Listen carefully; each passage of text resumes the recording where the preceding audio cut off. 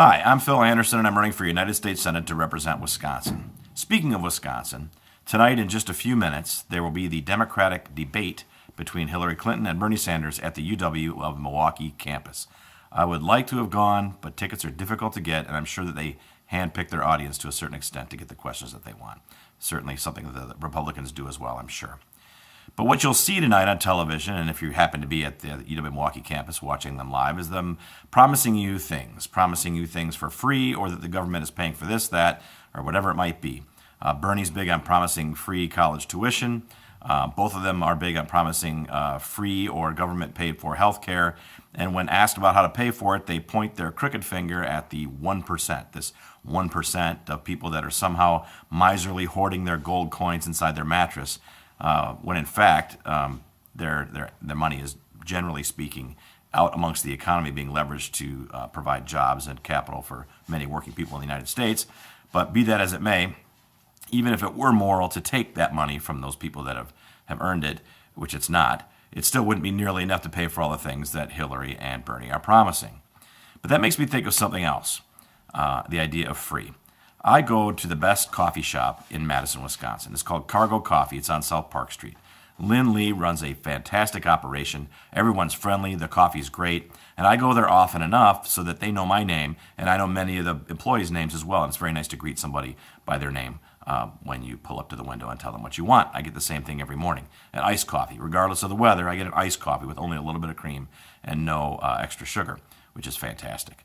But they also have a loyalty program where if you use your punch card and get 10 punches, 10 drinks that you buy there, you get the 11th one free. Now, is it really free?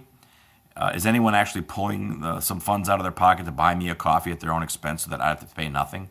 That's not how it works. That's not how any business does it. Speedway, gas station, or whoever that has rewards programs, what they're doing is they're spreading that cost among the other things that you buy and among the things that other people buy who are not on the loyalty program. So in effect, my 11th coffee is being paid for by me through incremental increases in what I'm paying for the first 10 coffees. And all those people that go to Cargo, rightly, but don't get on the loyalty program, which they should because the coffee's great. You see my point. The point is that nothing that's being promised to you is ever free. It's either being paid for by other people or borrowed to provide it for you. And all that borrowing creates a further burden on the federal budget, which is way out of control, as you know, almost $20 trillion in debt, and putting the burden on our children and grandchildren to somehow pay that back someday, or the economy will entirely collapse and be a big catastrophe, as some people are predicting. Regardless, it's not free. And then 1% can't pay for it. Should they or not? To me, they shouldn't. We should all be have an open playing field and be competing for amongst each other to take care of our own responsibilities and to watch out for each other. I think that's the best way for everyone. But even if you think that it should be redistributed from them, there's still not enough to pay for all the things that Hillary and Bernie are promising you. Nothing is ever truly free, especially when it comes out of the mouth of a politician. And I will never tell you, as your senator and as your candidate for senator, I will never tell you that the government's going to provide free anything. The only thing being provided for free is if you show up to one of my campaign events, I may buy you a drink. In that case, it's free because there's no strings attached. You don't have to vote for me to get a free drink. But I'll do that for you if you're watching this video and you call attention to that. Speaking of campaign events, just to finish up, we're going to be in Waukesha tomorrow night at 7 o'clock. That's posted on Facebook. The following Friday, 7 o'clock in Janesville for a campaign event with the other candidates who are running as Libertarians for Congress.